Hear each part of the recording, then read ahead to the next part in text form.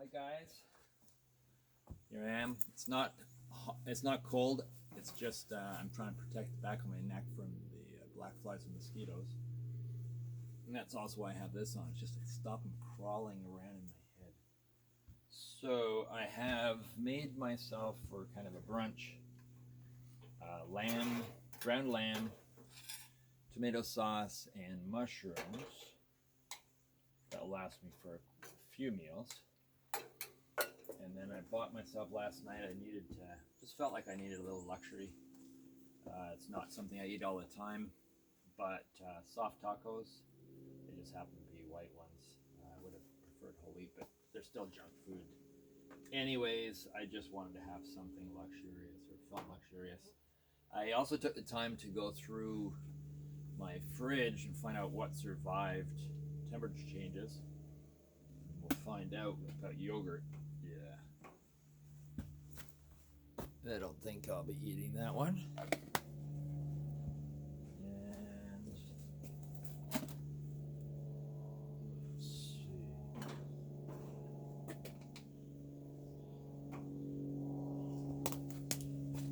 Different form of gone bad. It's sort of, whoa, I'm pouring it everywhere. It's kind of yellowish caramel color. So I think I'm going to leave that one out too. I won't even give that to the dogs. I'd give it to the chickens, but I don't go up there that often. So I want to give the new people of the house as much privacy as I can. Okay, so we've got that. Let's check one last yogurt. This one hasn't been opened. It might have helped it. No, it smells good. I'm gonna take a chance. Take a chance on. Okay. Silly ABBA song in my head. Watch now. That's gonna follow me all day. I'll find myself humming ABBA. Take a chance on me. I think that was takes me back to Priscilla, Queen of the Desert, one of my favorite movies of all time. Kind of great. Anyways, so I've got a clean spoon. At least I've outdoor camping standards. It's considered clean. So I've got my yogurt. And let's do a blob of yogurt. And I've got a chopped tomato here. Okay, let's see. Will I classify this one as clean? That's hot water right there. There. So I'm gonna chop up my tomato. Chop it in half. Glad I found this little knife because my big Hinkle kind of knives. I'm not really sure where they are. So I'm using, well, this is a Hinkle too, but it's a little teeny one, which has definitely come in handy. So I got some really great responses from Yolanda Doling, a friend of mine in northern Spain, or she's British as far as I know, but moved up there as a semi-retirement. And I met Yolanda during a workshop in northern Spain, hosted at her place, and we've maintained and become really good friends. Very spiritually minded individual, as many people that I met in that circle of people.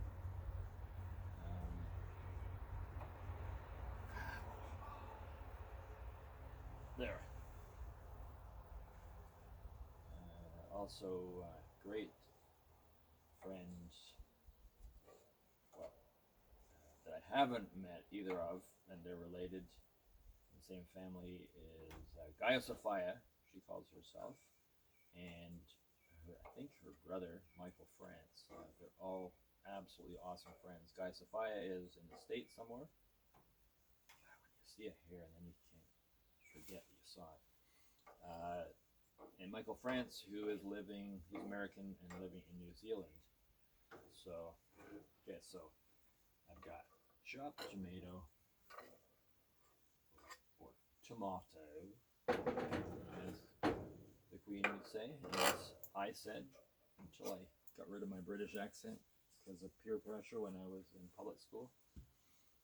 When I moved over from England and I had my British shorts and schoolboy socks up to my knees and stuff, and people bugged the shit out of me. So I practiced. I still remember sitting on the toilet, focused and saying, "It's not tomato. Or it's not tomato. It's tomato. It's not banana. It's banana." And I practice. And when you're determined as a kid, because kids are bugging you, it's quite easy to change at that age a habit pattern. And of course, I rebelled against the whole British. It's my little garbage pile there till I pick it up. Schoolboy socks and stuff. But it's amazing how much a little bit of pressure from kids in your class can just make it the most important thing of all, to get rid of that, whatever it is that has them bugging you. And that was kind of, I think, the beginning of how I started to relate to what it's like to be ostracized or picked out from a group and picked on and judged and so on. And that left me, I remember back in public school in Carleton Place, there were families that, as a kid, I didn't fully understand, but they were referred to as the lackeys. And I don't now know if that was a last name or a term, a derogatory term, but I remember driving by there and my mother pointing out, driving by where they all lived, and it was families and families, Irish descent, in squalor. They lived in shacks made out of tin bits of roofing and stuff. Didn't look as nice as this, and they were much smaller. And there were tons of them in this area. Like, I don't know, looked like 10 or 15 homes. And from what I heard, well, the kids would come to school quite often with no shoes on, no boots in winter, ripped, torn pair of shorts they wore every day, ripped shirt, bare feet, quite often. And I remember seeing them in class being picked on, like out in the schoolyard recess. And it bothered me, even like me at that young age. Didn't understand, but I felt for them because I stuck out. I was abused by my father, sexually, physically, emotionally, over and over and over again.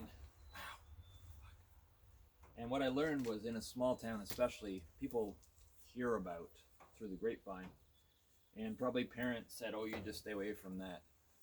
That kid has got a horrible father," or something, you know. And then instead of them staying away from me, they would bug me.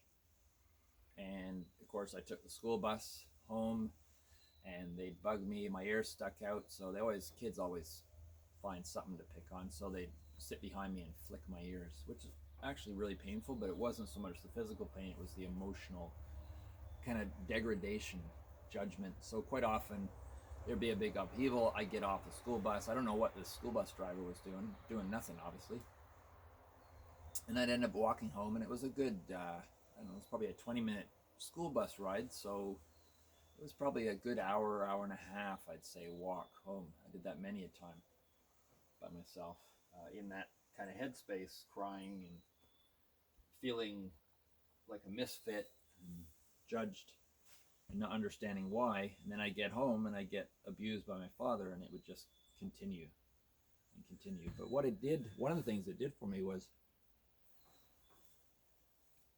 I was fine-tuned to anyone else that stuck out like that. And I remember in public school one point, a little Pakistani boy, wow, Dileep Pandey, I still remember his name. I think we were in grade 6 or 7, 6 I think. And I befriended Dileep, same thing, everyone else picked on him, so we were the two picked on.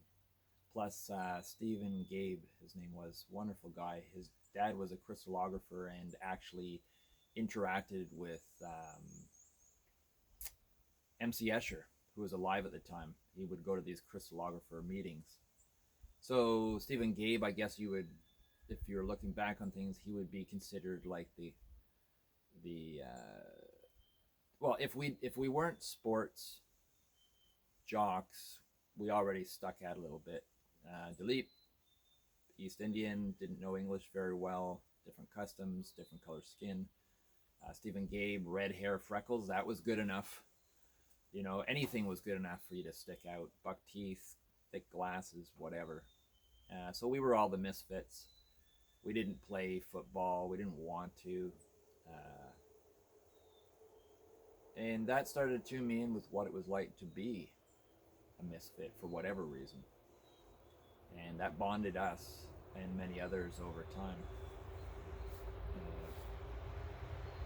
And I think about it now, and now that I'm much older, I've processed the whole thing with my father. I disowned him ages ago, and I've let go of all of that, all anger. The difficult part about it wasn't that he did abuse me. It was the fact that over the years he never ever admitted even 50% of the responsibility, and I found that was the most difficult thing of all. Um, his denial that anything ever happened from his place of safety, arrogant safety. And then he later on went on to have another child with, he married another lady who was the daughter at the time, Camille Aurora Graham, her name was.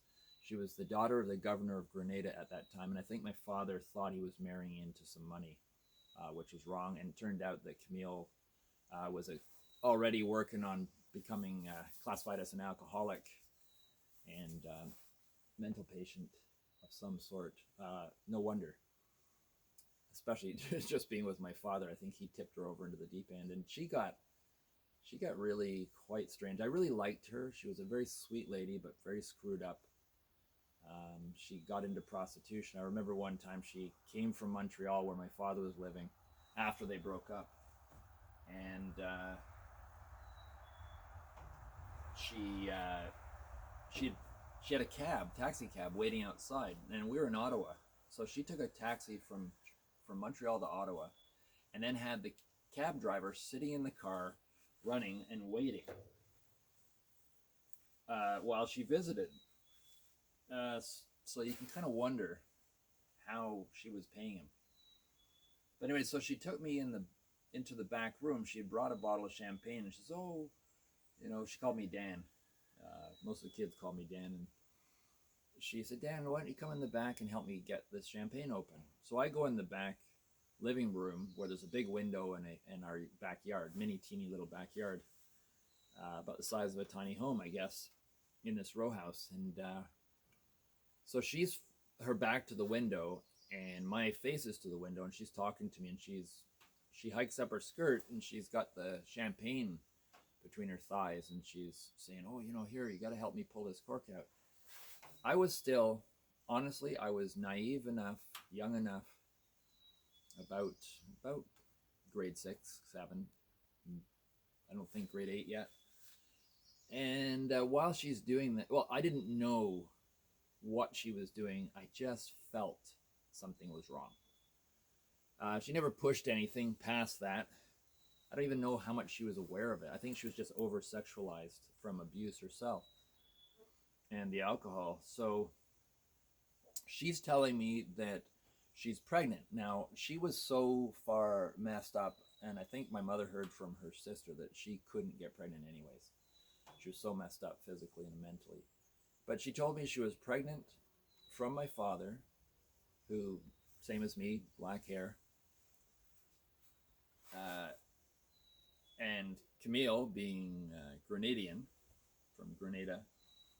So darker skin, maybe a little bit darker than Bob Marley, but fairly light. She said that she was pregnant, and she knew she was having twins, and they were blonde hair and blue eyes, and she was going to die at their birth, and she wanted me to take on these two blonde-haired, blue-eyed children. And my senses are just like, well, what do I do with this information? I knew it was impossible, But at the same time, you know, I'm only grade 7. And it just was odd. Now, at the same time as this, I'm looking